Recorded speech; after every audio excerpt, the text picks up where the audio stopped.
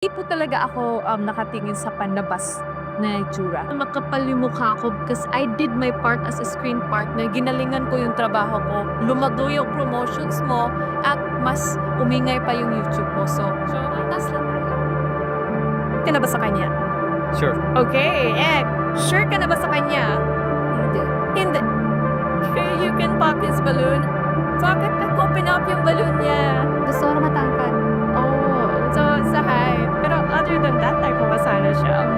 Hindi.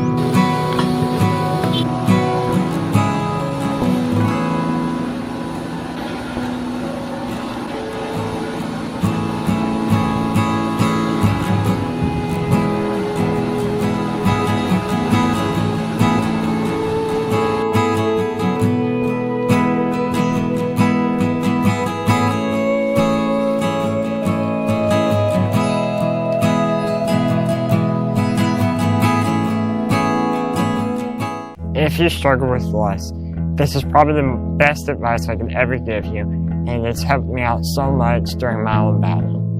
You see, when we want to get closer to God, we give Him offerings. And in the Old Testament, those offerings were animal sacrifices. Now, obviously, we don't do that today, but today we give offerings in the form of time sacrifices. So if we want to spend time with God, we have to sacrifice our own time. Instead of scrolling on our phone, we read the Bible. Instead of listening to music, we listen to worship music. So that's how that works. But we can also do it for Satan as well. When we want to stray further from God, we sin, right? Because sin brings us further away from Christ, and it causes a stumbling block. And specifically with lust, the way it was explained to me is that when you commit the act of lust, you are giving Satan the offering of your own seed. You are putting your seed on an altar for Satan to make your relationship with him grow stronger, to make your distance from God grow wider. But I believe in you. I know you can do it. God knows you can do it. And I'm rooting for you. God bless. The middle children of history, man. No purpose or place. We have no Great War, no Great Depression. Our Great War is a spiritual war. Our Great Depression is our lives.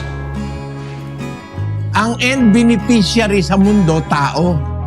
Ano naman ang purpose ng life ng tao? Para naman maglingkod sa Diyos. That is the meaning and the purpose of life. I'm here sa mga taong matatandang binata nakikinig. Siyempre ako ay binata kaya para sa inyo sasabihin ko. Ito, kung may possibility na maging matandang binata ka o talagang matandang binata ka at nag-give up ka na sa paghahanap ng sinta at maaaring mangyari din ito sa akin at di ko alam ang bukas. Ang isipin mo ang pag-asawa ay hindi general rules ng pagkatao natin dito sa mundo. Ang purpose ng tao ay hindi para mag-asawa, kumain, magkaroon ng kayamanan sa mundo. Kundi ang purpose ng tao ay maglingkod sa Diyos. Ang lalaki, si Adan, nilikha maglingkod sa Diyos at ibinigay ng Diyos si Eva, ang babae, para tulungan maglingkod ng lalaki. Dahil sabi ng Diyos, masama sa tao ang mag-isa, bibigyan ko siya ng makakasama niya. Ang pinaka-purpose talaga ng tao ay maglingkod sa Diyos. Hindi nilikha ang lalaki para sa babae, nilikha ka, lalaki, para maglingkod sa Diyos. tutulungan ka lang ng babae. Di ang babae ang ibigin mo higit sa Diyos. Ang worst, ang babae ang sinasamba ng iba. May ganito akong narinig sa lyrics. Dahil minamahal kita, walang makakapigil sa aking damdamin, upang ikaw ay ibigin ko ng lubos. Sasambahin lagi dahil mahal kita. Lahat ng bagay ay aking matatanggap. At dahil mahal kita, handa kong magparaya. Ang mali sa lyrics na napansin ko ay ang babae ang sasambahin. Ang Diyos lang ang dapat sambahin, hindi ang babae na tao. Kung aware ka na ikaw bilang lalaki, di ka masasaktan kung ang Diyos ang sinasamba mo. Kuwera ako, umaawit ako sa Diyos, kahit pangit ang boses ko, nalulugod ang Diyos. Ang masakit na katotohanan, ang babae, mahirap palugurin. Kung aawitan mo ng love song, mainis sa'yo kasi ayaw ka niya. Kasi pangit ka, marireject ka lang. Kung ang Diyos sinasamba mo, di ang babae, di ka niya i-reject, kundi aampunin ka niya bilang anak at kapatid ni Kristo. Kung gusto mo maging kalugod-lugod sa babae, kailangan magpapogi ka, yun ang priority mo, walang iba.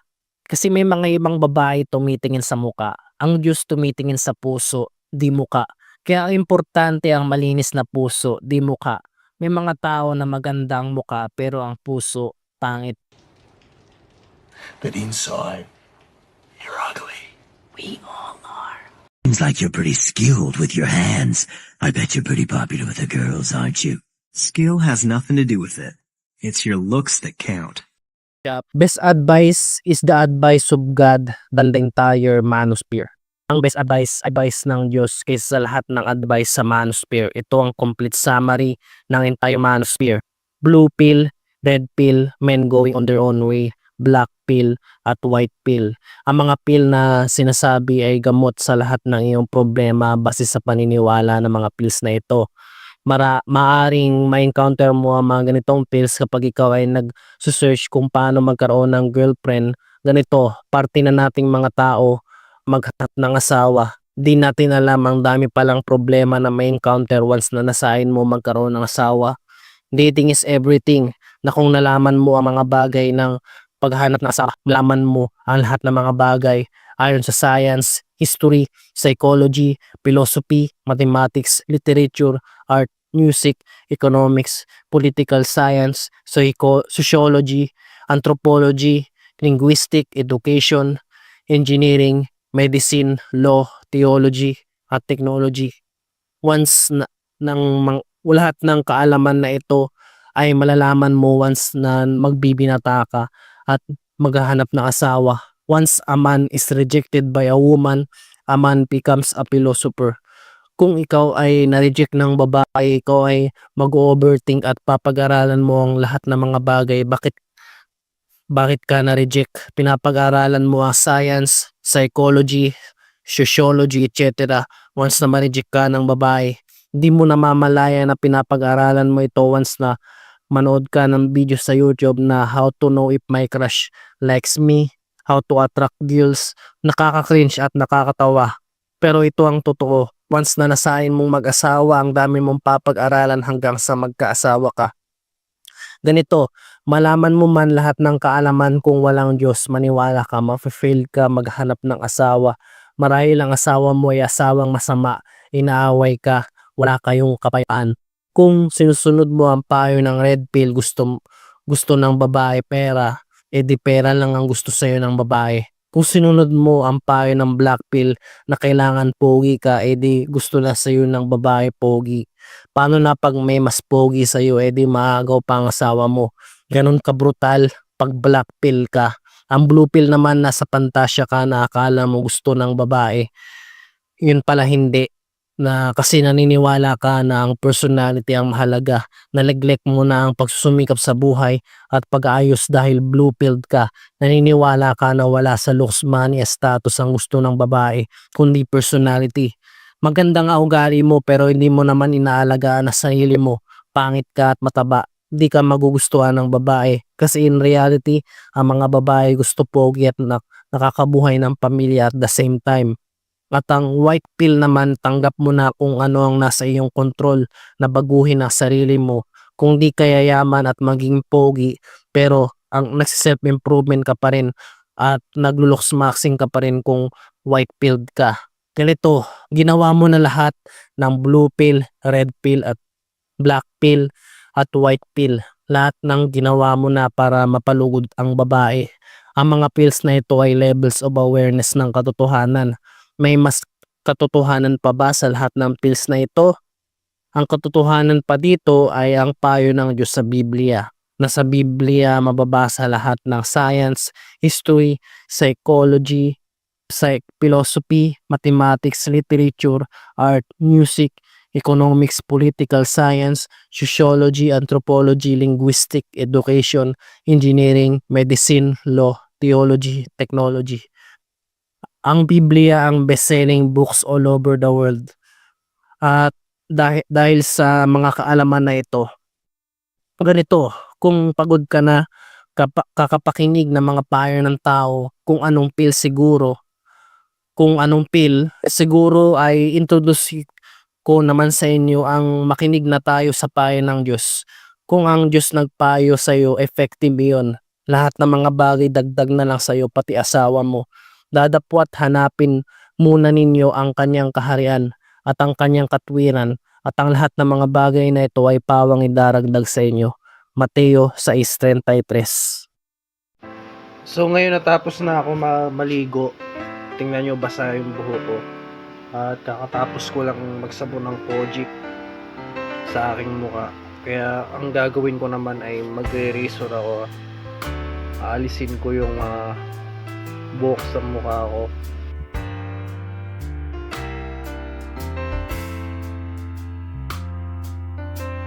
Ito, bio oil. At I link this in the description below kung gusto nyo. Bio oil, tapos gagawin ko ito ang 3-step skincare routine ko. Itong gagawin natin kapag gusto nating i-moisturizer yung mukha natin.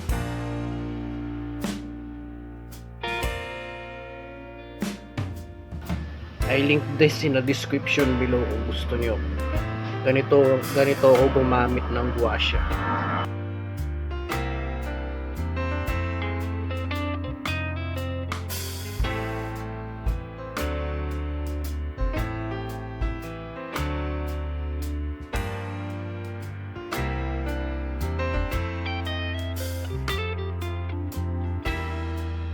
Kilay.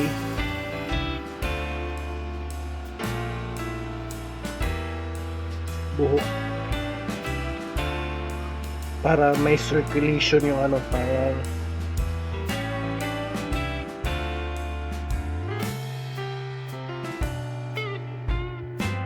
sun protection cream. Alright. Dahil nga maaraw sa labas, magamit tayo ng ng sun protection SPF 20.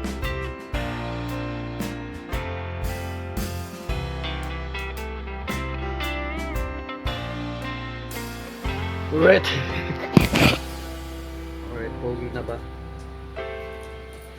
Ito ang looks maxing ko. Okay.